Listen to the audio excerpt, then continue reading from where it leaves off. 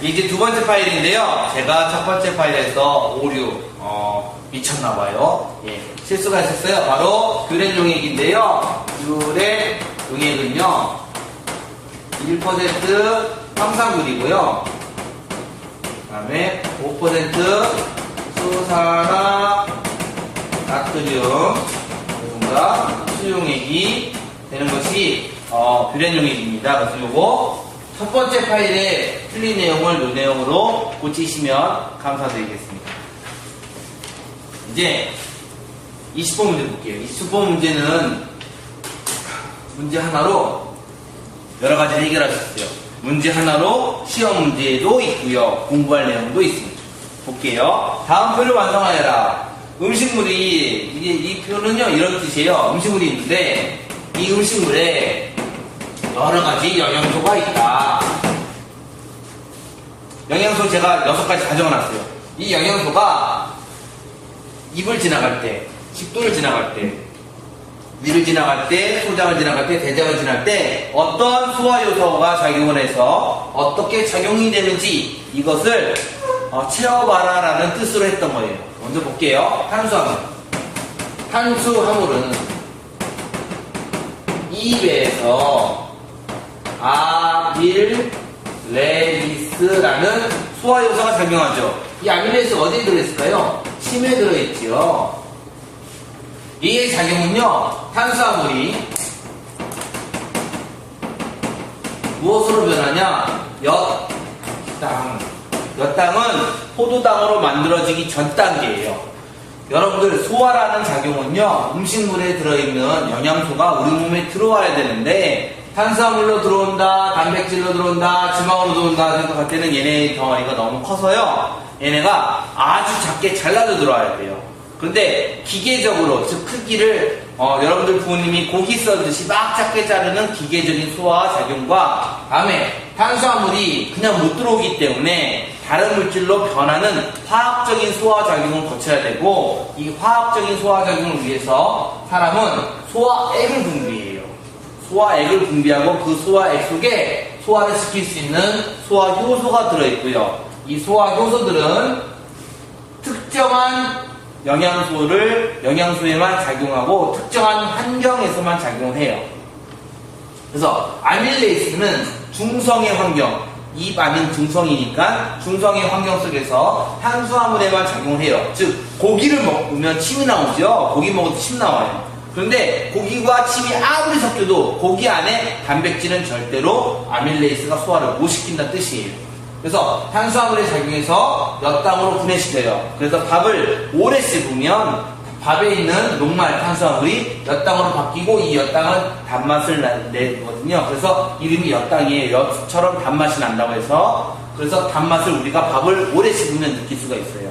바로 입에서 일어나는 소화입니다. 그 다음 식도에서는요, 요거는 여러분들 속이려고 했는 거예요. 식도에는 소화 요소가 없어요. 소화 요소 없어요.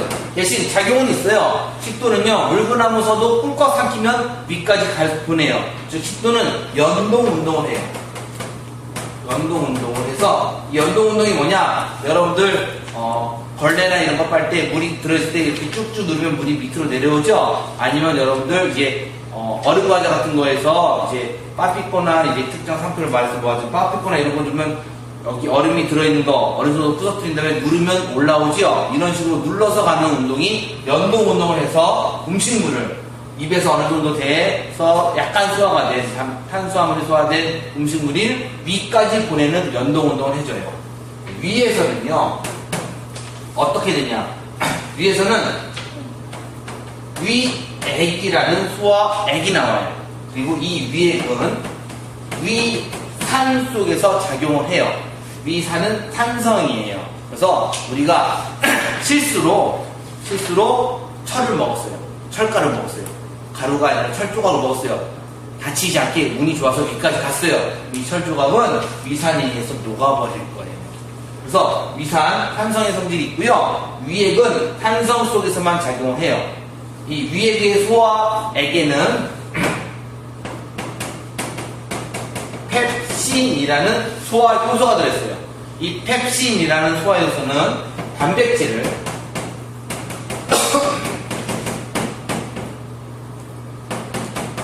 케톤이라는 아주 더 작은 단백질로 바꿔져요. 탄수화물이 우리 몸에 들어오기 위해서는 포도당이라는 영양소로 변환이 되어야 되고요. 단백질이 우리 몸에 들어오기 위해서는 아미노산이라는 영양소로 변환이 되어야 돼요. 더 작게 쪼개져야 되고요. 지방이 우리 몸에 들어오기 위해서는 지방산 더하기 글리세롤, 즉 지방산 글리세롤 형태로 나누어져야 우리 몸에 들어올 수가 있거든요. 그런데 단백질은 아미노산으로 바로 분해시키기 어려운 아주 큰 구조물이에요. 그래서 펩톤이라는 작은 구조물로 먼저 나눠버릴 거예요. 그래서 이 소화가 일어나는 곳이 바로 위가 되겠어요. 다른 영양소는 소화가 안 됩니다. 위산은요, 어떤 작용을 하냐? 사람이 어떤 음식물을 먹으면요, 짧게는 24시간, 바로 나올 경우는 한 5시간, 6시간, 늦게 나올 경우는 3일, 4일, 변비 같은 경우 더 심하게 오랫동안 있게 되죠. 문제는 오랫동안 음식물이 36.5도인 사람 몸속에 있으면 썩어요. 예, 그러니까 썩지 않게 부패를 멈추는 작용, 즉 우리 음식물 속에 혹시라도 세균이 들어있거나 아니면 썩지 않는 방부 효과를 내기 위해서 산을 투입하는 거예요. 그러면 세균 같은 거 다 죽일 수가 있거든요. 그래서 썩지 않게 하는 작용으로 위산이 작용을 해요. 그 다음에 이제 위에서 소장까지 갈 때 중간에 간, 쓸개, 이자가 작용을 하는데요. 전부 다 간에서 쓸개즙을 만들어서 또 이자에서 이자액을 만들어서 소장으로 투입이 되는 거예요. 소장에는 쓸개즙이 들어오고요. 그 다음에 이자액이 들어오고요. 그 다음에 장액, 다른 말로 소장액이 들어와요. 소장액은 소장에서 그냥 분비하는 소화액이고요. 이자액은 이자에서 만들어서 십이지장, 즉 소장의 앞부분으로 집어넣고요. 쓸개즙은 간에서 만들어서 십이지장, 즉 위에서 소장으로 넘어가는 소장의 앞부분으로 집어넣을 거예요. 먼저 쓸개즙의 작용을 보면요. 쓸개즙은 소화 요소가 없어요. 근데 왜 집어넣냐? 위산이 있었거든요. 이 위산은요, 산성이에요. 산성이 소장으로 들어가면 소장이 아파요. 소장이 녹을 수가 있고 소장이 상처를 입어요. 그래서 쓸개즙은 염기성 또는 알칼리성이라고 하는 그런 성질이 있어서 위산을 중화시킬 거예요. 그래서 아프지 않게 하고요. 그 다음에 쓸개즙 속에는 위산을 중화시키는 거 말고 지방의 소화를 돕는 역할을 해요. 그래서 이자액 속에 지방의 소화 요소인 라이페이스가 있는데 이 라이페이스의 소화 작용을 도와주는 역할을 해요. 이자액에서 라이페이스만 딱 해서 지방 소화가 무척 더디기 때문에 쓸개즙이 있어야 지방 소화가 잘 돼요. 그래서 얘의 형태는 중화하는 역할과 지방 소화를 도와주는 역할을 할 수 있어요. 이자액은요, 3가지 영양소, 즉 3대 영양소를 모두 소화시켜요. 3대 영양소. 어떻게 들어있냐? 이자액에는 사실은 소화 요소가 엄청나게 많이 들어있는데 여러분들은 3대 영양소를 다 소화시키는 거 들어있고요. 대표적으로 트립신이라는 소화 요소는 펩톤. 아까 나왔죠? 여기. 단백질 펩톤으로 분해됐어요. 그 다음에 펩톤으로 분해가 안 된 단백질을 이제 아미노산으로 바꿔줘요. 이제 다르게 쪼개져요. 그래서 단백질을 소화시키고요. 말티레이스, 혹은 옛날 말로 말타제라고 하는데 얘네는 엿당 혹은 탄수화물을 포도당으로 바꿔줘요. 그 다음에 라이페이스, 지방을 지방산과 글리세롤로 분해시켜요. 이게 이자액이에요. 그러면 이자액이 있어서 이자액에 의해서 소장을 딱 지나가는 동안에 여러 가지 영양소로 다 분해가 되겠죠. 최종 목적인 포도당, 그 다음에 아미노산, 그 다음에 지방산 글리세롤로 분해가 돼요. 장액은 우리 몸에서 아까 전에 주 에너지원으로 쓰이는 거 바로 탄수화물이죠. 탄수화물을 더 잘 분해시키기 위해서 주로 탄수화물 분해 요소, 그 다음에 단백질 분해 요소, 포함된 효소가 막 나와요. 말티레이스도 나오고요, 트립신도 나오고요. 근데 지방 분해 요소는 거의 안 나온다고 나와 있어요. 그래서 이자의 장익에 의해서 이제 3대 영양소가 다 소화돼요. 근데 이제 옆에 볼게요. 옆에 단백질도 제가 적었고요, 지방도 적었고요. 이제 옆에 무기염료하고 비타민 적었는데 얘네는요 소화가 될 필요 없어요. 우리 몸에 바로 들어올 수 있어요. 워낙 작은 애들이라. 그래서 얘네는 소화효소의 작용을 거치지 않고 바로 들어와요. 맨 마지막 대장. 대장은요 소화효소가 사실은 작용해요. 아주 조금. 근데 이제 우리는 그런 거 무시하고 대장은 소화효소가 없다라고 배워요. 그래서 대장에서는 소화작용이 일어나지 않고요, 물을 흡수해요. 그러니까 여기 물 적혀 있는데 이 물이 우리 몸에 들어오는 곳은 대장이다. 맞지만 우리 몸에 물이 가장 많이 들어오는 데는 소장이에요. 이유가 소장에서 많이 흡수가 되고요, 흡수가 안 된 애들이 대장에서 흡수가 되는 거예요. 그러면 이제 이것은 소화관에서 어떤 소화효소가, 어떤 소화액이 나오고 그 소화액들 중에서 어떤 소화효소가 들어있어서 이런 소화효소가 어떻게 영양소를 분해하는지를 배웠어요. 지금 설명해 드렸고요. 이제 21번 소장에서 영양소를 흡수하는 것을 제가 그림으로 그려드릴게요. 우리 교과서에서는 융털의 그림이 그려져 있어요. 제가 대충 그리면 이렇게 되어 있어요. 융털은요 무척 크게 그렸죠. 사실은 여러분들 소장을 해보잖아요. 매끈매끈해요. 아주 매끈매끈해요. 딱 봐도 이 융털이 있는지 없는지 몰라요. 현미경으로 보면 융털이 보여요. 융털은 아주 작은 구조물이에요. 페포처럼. 우리가 이제 배울 거지만 페포는 0.2에서 0.3mm 되는 구조예요. 여기도 융털도 아주 작은 미세 구조예요. 소장은 실제로 이렇게 관이 되어 있으면 이 관 자체가 주름이 져 있어요.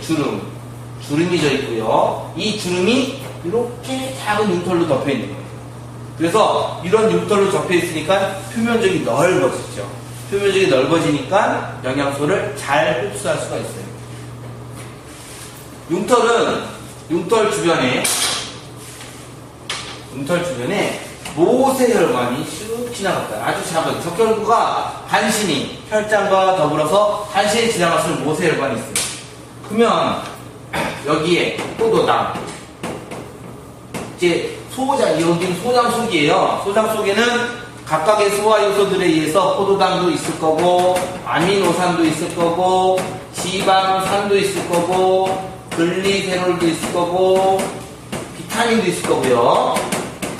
그 다음에 물도 있을 거고요. 무기염료도 있겠죠. 그런데 비타민은요, 수용성, 즉 물에 잘 녹는 비타민, 지용성, 기름에 잘 녹는 비타민이 있습니다. 이럴 때 물에 잘 녹는 비타민은 물 여기로 혈관으로 들어가고, 무기염료 들어가고, 물에 잘 녹는 비타민 들어가고, 포도당 들어가고, 아미노산 들어갑니다. 혈관으로, 모세혈관으로 이거 쭉쭉 들어가요. 여긴 많고 여기 적기 때문에 확산되기도 하고요, 우리 몸이 얘네를 끌어당겨요. 세포들이 막 끌어당겨요. 그런 과정을 통해서 영양소를 흡수해요. 그러면 혈액이 이렇게 지나가는 동안에 이 혈액 속에 영양소가 없다가 영양소가 들어가게 되겠죠. 그래서 혈액 속에 영양소가 생기는 거예요. 그리고 혈액 속에 여러분들 혈장 용액 배웠는데 비슷하게 여기는 암주관이라고 있어요. 암주관이 뭐냐? 바로 혈장 용액이 지나가는 림프액들이에요. 이 림프액은 지용성 비타민이 들어갔고요, 글리세롤, 지방이 분해된 거, 지방산이 분해된 것이 여기로 들어가요. 나중에 이 관은요, 간에서 혈액과 합쳐지거든요. 혈액 속에 지방 성분도 충분히 영양소로 들어갈 수가 있어요. 그래서 우리 몸에서 소장에서 영양소를 흡수하는 곳은 융털이다. 소장에서 영양소를 다 흡수해요. 그러니까 한마디로 여러분 다이어트 중에, 극단적인 다이어트 중에 소장을 막 잘라내요. 소장을 잘라내면 영양소 흡수를 못하지요. 살찌세가 없겠지요. 라는 다이어트 방법도 있대요. 권하진 않지요. 뭐 한 200kg, 400kg 되는 사람들이 위절제술, 그다음에 소장절제술을 통해서 다이어트를 해서 목숨을 건진다고도 해요. 여기까지가 이제 우리가 어떠한 영양소를 흡수하는 걸 했고요. 그 다음에 순환이에요. 순환. 우리 몸에서 혈액이 어떻게 돌아가느냐를 공부하는 게 순환인데, 먼저 혈액을 순환시키는 심장을 공부합니다. 심장. 심장은요, 혈액 순환을 시키는 펌프 역할을 해요. 펌프가 물을 순환시키듯이 심장이 펌프 역할을 해요. 프린트가 글씨가 작아서 여러분들이 좀 힘들 수가 있지만, 이제부터 가나다라 모두 다 세우고 ABCD를 찍을 거예요. 먼저 심장의 구조 ABCD부터 확인해 봅시다. 사람의 심장이 이렇게, 선생님 대충 그릴게요. 죄송하지만 그림 실력이 없어서. 먼저 여기 A, 여기가 B가 되는데, 여러분들이 볼 때 이쪽이 왼쪽이죠. 제가 볼 때도 지금 이렇게 보니까 왼쪽이지만, 이렇게 볼 때 제 입장에서 오른쪽이거든요. 그래서 여기를 우라고 하고 여기를 좌라고 합니다. 그래서 여기는 A는 우심방이고요, B는 우심실이 됩니다. 그러면 심방과 심실의 차이점이 뭐냐? 심방은 혈액이 심장 중에서 혈액을 모으는 곳입니다. 심실은 심장 중에서 혈액을 내보내는 곳입니다. 그래서 먼저 혈액을 들어오게 해서 모으는 심방, 그리고 모아서 이곳에 이동시켜서 혈액을 내뿜는 심실로 되어 있습니다. 그래서 오른쪽에 있다고 해서 우심방, 우심실이 되고요. 이쪽은 거꾸로 좌심방, 좌심실이 됩니다. 그런 다음에 혈관을 찾을 겁니다. 혈관은요, 세 가지 혈관이 있어요. 심장으로 들어가는 혈관, 심장에서 나오는 혈관이 있고요. 그 다음에 우리 몸에서 각각의 조직세포나 아니면 이제 폐나 이런 곳에서 만나는 아주 가느다란 혈관들이 있는데, 그거를 모세혈관이라고 해요. 그래서 혈관의 종류에는 정맥, 동맥, 모세혈관이 있습니다. 그래서 여기 우리 심장 근처에는 모세혈관 별로 없고요. 네, 봅시다. 이제 A, B, C, D가 해결이 됐고요. 가를 볼게요. 가를 봤더니요, 글씨가 잘 안 보이지만 온몸에서입니다. 가는 온몸에서 여기로 들어오는 혈관이에요. 온몸에서 여기로 들어오기 때문에 들어오는 혈관이 정맥이라고 쓰고요. 온몸에서 들어오기 때문에 대정맥이라고 쓸 거예요. 잘 봤더니 가가 두 개 있어요. 맨 위와 맨 아래에 있어요. 그래서 우리 머리 쪽에서도 혈액이 들어오겠죠. 그 다음에 머리, 뇌를 다 도는 혈액이 심장으로 들어와야 될 거고요. 그 다음에 다리 쪽으로 다 도는 혈액이 들어와야 되기 때문에 위아래 정맥이 합쳐질 거고요. 그 다음에 나를 볼게요. 나는 오른쪽 폐에서, 여기 오른쪽 폐에서 잘 봤더니 폐로 가는 거예요. 폐로. 심장이 훅 눌러서 폐로 가는 거예요. 네. 심장에서 심장으로 혈액이 들어왔다가 일로 가서 이게 우심실이 확 줄어들면 혈액이 나갈 거예요. 나가니까 동맥이 되죠. 그래서 나는 동맥. 그런데 어디로 가냐? 폐로 가요. 그래서 우리는 폐동맥이라고 할 거예요. 폐동맥은요, 사람의 심장 가운데 있고요. 여러분들 왼쪽에 있다고 했지만 왼쪽 심장이, 그러니까 왼쪽 좌가 두꺼워서 왼쪽으로 치우쳐 있을 뿐이에요. 어차피 가운데 있고요. 이 폐 심장에서 확 내보냈을 때 왼쪽 폐와 오른쪽 폐와 왼쪽 폐로 보내야 하기 때문에 여기 폐동맥이 나고요. 나가 두 개 있어요. 폐동맥, 이쪽에 나가 있고 여기도 폐동맥이 되겠죠. 그런 다음에 폐에서 모세혈관을 다 지나가면 산소를 많이 얻거든요. 그런 혈액이 다시 여기로 들어와요. 좌심실로. 여기 좌심실로 들어오는 게 다가 두 개 적혀 있어요. 다가 두 개 적혀 있는데 왼쪽과 오른쪽에 들어온다고 해서 폐에서 들어오고 정맥이기 때문에 폐정맥이 두 개가 있어요. 폐정맥. 그런 다음에 나는요, 두 개 있어요. 위아래. 이쪽이 위아래 있는데 좌심실에서 온몸으로 피를 내보내요. 그래서 동맥이고요. 온몸으로 내보내기 때문에 대동맥이 돼요. 그래서 대동맥은 두 개 있어요. 왜냐? 머리 쪽으로 들어가야 되죠? 다음에 다리 쪽으로도 가야 되죠. 그래서 대동맥이 두 개로 갈라지는 것이 나와 있습니다. 이제 22번 빈칸에 알맞은 명칭 모두 다 적었고요. 이제 23번 중요한 거죠. 쇄순환과 폐순환. 우리의 심장은요 혈액을 순환시키는 거예요. 혈액을 왜 순환시키냐? 주 목적은요 일단 당장 살기 위해서 산소를 공급하고요. 그 다음에 산소와 더불어서 또 살기 위해서 영양소를 공급하거든요. 근데 가장 많이 공급해야 되는 게 산소예요. 이 산소를 공급할 때 온몸의 세포한테 주는 체순환, 산소를 혈액 속으로 얻기 위해서 가는 폐순환이 있습니다. 우리는 체순환과 폐순환을 두 가지를 나눌 수가 있는데, 체순환은 이런 순서로 됩니다. 먼저 좌심실, 여러분들 심장 그림으로 같이 보시면 될 거예요. 좌심실에서 혈액이 출발하고요. 어디로 가냐? 대동맥으로 갑니다. 그래서 온몸으로 가는 거고요. 대동맥은 가느다란 여러 동맥들로 나눠지고, 그 다음에 최종적으로 모세혈관으로 갑니다. 이 모세혈관은 무슨 일을 할까? 혈액 속에 있는 산소를 세포들한테 줍니다. 모세혈관 주변에는 세포들이 있어요. 팔의 근육을 이루는 세포, 뇌의 세포, 뇌세포, 아니면 다리 근육세포, 뼈세포들의 각각의 세포들이 살아야 되기 때문에 모세혈관에 있는 산소가 조직세포로, 즉 근육들로 뇌로 이렇게 막 전달돼요. 산소가. 이게 체순환이에요. 체순환의 큰 목적. 온몸에 있는 모세혈관에서 산소를 조직세포한테 주는 게 큰 목적이에요. 산소를 줬으면 이 혈관 속을 지나가는 혈액은 산소가 떨어졌지요. 그래서 모세혈관이 가느다랗게 다시 모여서 정맥을 이루고, 정맥이 크게 모여서 대정맥을 이룹니다. 대정맥은 최종적으로 우심방에 도착합니다. 여기까지가 체순환이에요. 그러면 우심방에 도착을 했어요. 얘는 이미 혈액에 이 모세혈관을 지나가면서 산소를 다 줬기 때문에 이 혈액 속에 산소가 없어요. 그래서 산소를 얻으러 가야 돼요. 어디서 출발하냐? 우심실에서 출발합니다.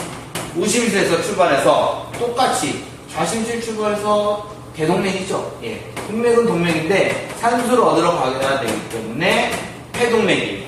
폐동맥으로 가서 최종적으로 폐에 모세혈관, 폐의 모세혈관은 폐포로 되어 있다고 이제 배웠지요. 폐포에서 주변에 산소가 엄청나게 많으니까 산소가 다 들어가요. 산소가 들어가면 이 안에 산소가 없었다가 산소가 많아지니까 다시 산소를 여기에 주기 위해서 폐의 정맥으로 모였다가 좌심방으로 가겠죠. 그래서 여기까지가 폐순환이에요. 그러면 좌심방에 있는 혈액은 다시 좌심실로 가서 산소가 많아졌으니까 대동맥 가고 온몸에 산소를 주고 대정맥에 모여서 우심방으로 가서 우심실에서 산소 얻으러 출발하겠죠. 그래서 우리의 몸 심장은 이심방, 심방이 두 개입니다. 우심방, 좌심방. 이심실, 좌심실, 우심실, 심실이 두 개입니다. 왜 두 개냐? 체순환용과 폐순환용으로 나누기 때문에 그래요. 그래서 체순환, 폐순환이 이루어지고, 체순환은 온몸에 산소를 공급하는 것이 주목적이고요. 폐순환은 혈액 속에 산소를 넣는 것이 주목적이고.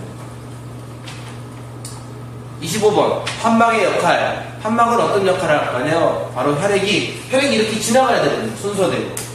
그렇지 않으면 안 되겠죠. 여러분들이 예를 들어서 물을 막 펌프질을 해요. 여러분들 펌프질 한 사람 별로 없겠지만 펌프질을 하는데 펌프질은 물이 한 곳으로 와야 되거든요. 근데 물이 거꾸로 가면 안 되겠죠. 그래서 혈액이 거꾸로 가는 것을 막는 역할을 판막이 합니다.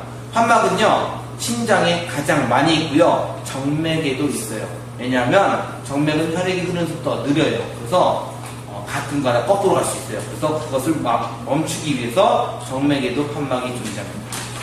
네, 이제 조금만 더 하면 되겠지요. 여기 사람의 혈액 성분을 볼게요. 이제 혈액 성분 그림에 보니까 간하로 나눠져 있네요. 간은 여러분들 이거 실험했어요. 이처럼 많이 뽑진 않았지만 모세간을 뽑아서 실험해봤지요. 위에 투명한 부분 약간 노릇끼리한 거 혈장, 가가 혈장 부분이고요. 나가 빨간색 부분이 있죠. 빨간색 부분을 혈구라고 해요. 그 다음에 이 혈구가 오른쪽 동그라미로 돼서 다인 가장 많아요. 적혈구. 그 다음에 적혈구보다 크고요. 그 다음에 김사액에 의해서 염색이 되는 백혈구. 그 다음에 우리가 현미경으로 관찰하기 아주 힘들었지만 관찰하기 아주 힘들지만 혈액의 응고에 관여하는 마인 혈소판이 있어요. 27번 각각 성분별 기능을 적어라. 혈장은요 영양소가 녹아 있어요. 노폐물도 녹아 있어요. 이산화탄소도 녹아 있어요.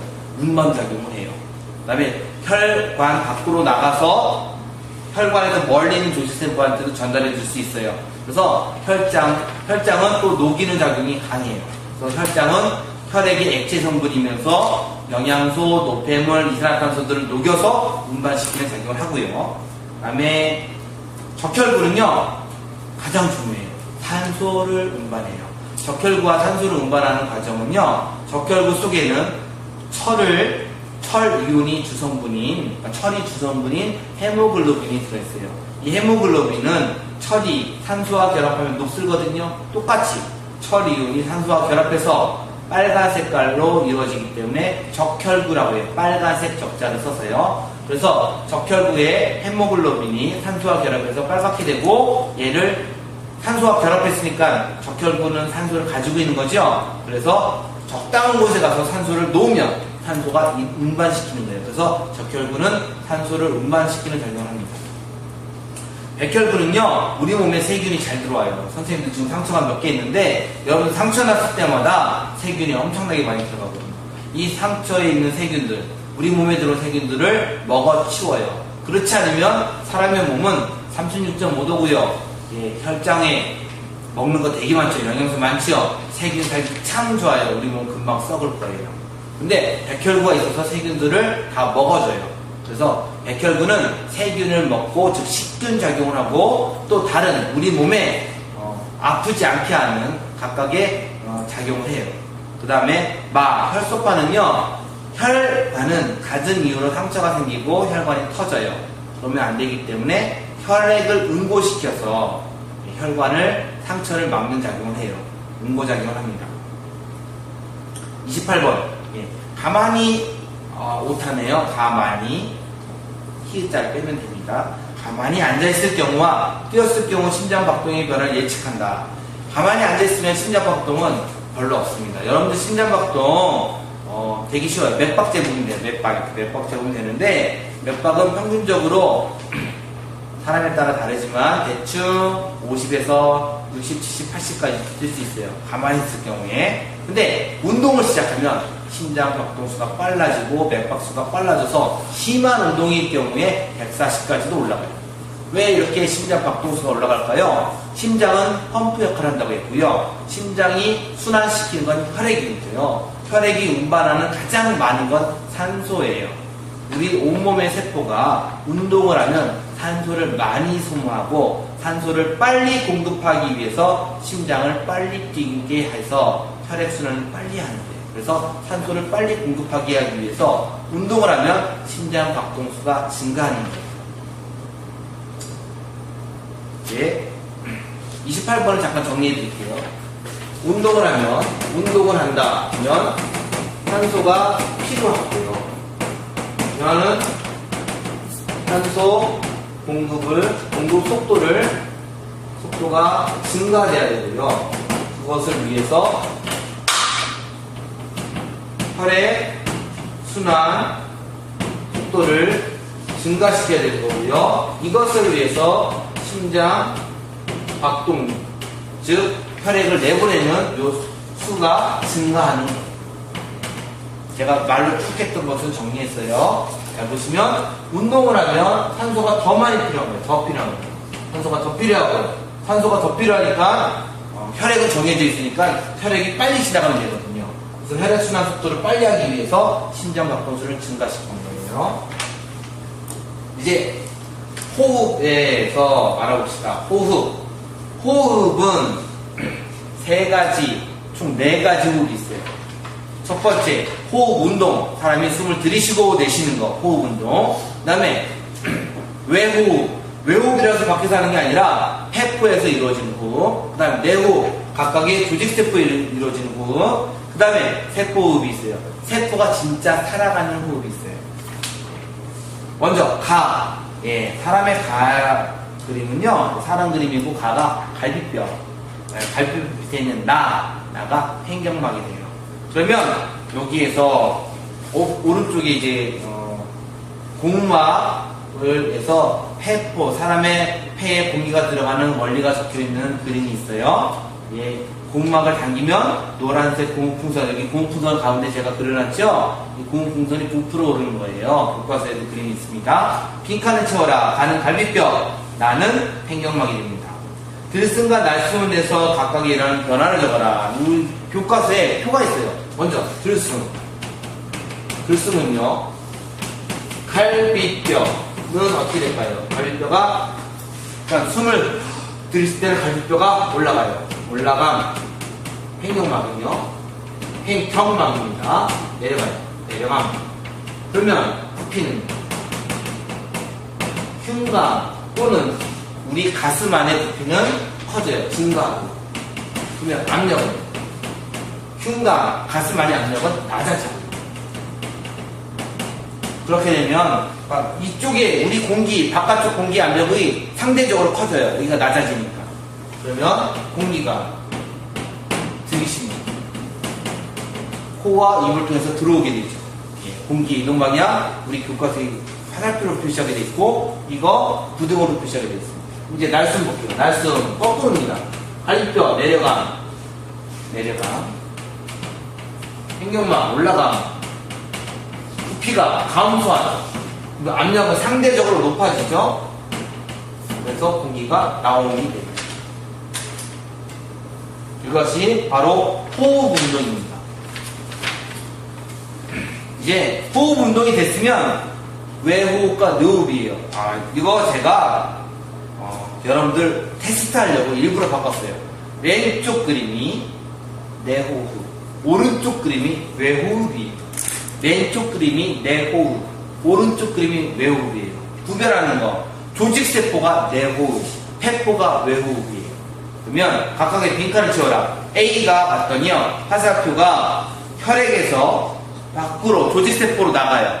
조직세포가 받는 거 산소예요. A가 산소. 그러면 조직세포가 혈액으로 주는 거 이산화탄소예요. 그리고 우리는 3단원을 배웠기 때문에 산소라고 써도 되고, 하지만 분자식은 알아둘 필요가 있죠. 그 다음에 이산화탄소는 CO2입니다. 예, 대문자로 쓰는 거 주의해야 되고, 숫자 2가 4으로 주의해야 되겠죠. 그 다음에 이제 CD입니다. 폐포에서 혈액으로 들어가는 거 산소입니다. C가 산소, 그 다음에 D가 이산화탄소가 되겠죠. 세포호흡 과정을 적어라. 예, 세포호흡은요, 결론적으로 세포 안에서 어떠한 변화가 일어나냐. 세포 안은요, 이게 세포라고 하면, 세포는요, 두 가지가 들어옵니다. 두 가지가 어떻게 들어올까요? 산소가 들어오겠죠? 그 다음에 영양소가 들어옵니다. 이 영양소는 에너지원 영양소겠죠? 그래서 여기에서 세포호흡을 합니다. 그러면 물과 이산화탄소가 생깁니다. 물론 보수적으로 노폐물이 생기기도 합니다. 우리는 이제 시험이 끝나면 2학기 때 초반, 아니면 이제 시험 끝나고 나서 노폐물이 생기면 이거 버리는 거 배울 거예요. 그 배설이에요. 그런데 이 과정에서 무엇이 나오냐? 발생이 되는데, 무엇이 발생이 되냐? 에너지가 발생되고, 이 에너지를 세포가 사용하면서 살아가는 거예요. 이게 세포흡의 과정이고요. 이거를 식으로 나타낼 수 있어요. 식으로 나타내면 쉽게 산소, 화학이, 영양소, 얘는 순서를 바꿔도 되겠죠. 어디에서? 세포 안에서 에너지를 발생하고요. 그 다음에 물, 화학이, 이산화탄소가 되겠죠. 이 세포호흡은요, 사실은 여러분들이 이제 1학년 때 호흡을 배웠어요. 그러니까 광합성 배웠어요. 광합성의 반대작용이에요. 그래서 이렇게 세포호흡이 생기고, 이 산소를 호흡하기 위해서 호흡작용이 있는 거죠. 영양소를 들여보내기 위해서 소화작용이 있는 거죠. 그 다음에 얘네가 여기 세포 안에 도착하기 위해서 순환작용이 있는 거죠. 여기까지가 바로 시험범위예요. 여러분들이 이 내용에 대해서 공부를 하시고요. 그 다음에 시험 잘 보시기 바랍니다.